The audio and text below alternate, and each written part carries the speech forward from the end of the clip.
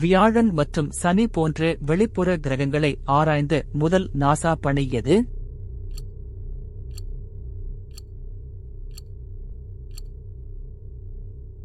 சரியான விடை பயணியர் 10.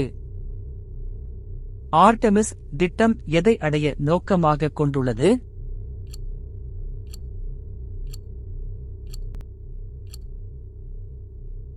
சரியான விடை மனிதர்களை சந்திரனுக்கு திருப்பி அனுப்பி நிலையான இருப்பை நிறுவுதல். சனியின் துணைக்கோளான டைட்டானில் வெற்றிகரமாக தரையிறங்கிய முதல் பணி எது?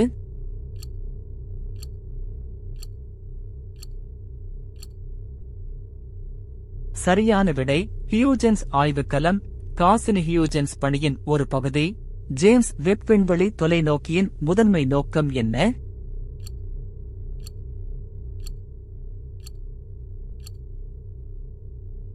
சரியான விடை அகச்சிவப்பு ஒளியில் பிரபஞ்சத்தை கவனித்து ஆரம்பகால விண்மீன் திரள்களை ஆய்வு செய்தல். விண்மீனிடை வெளிக்குள் நுழைந்த முதல் விண்கலம் எது?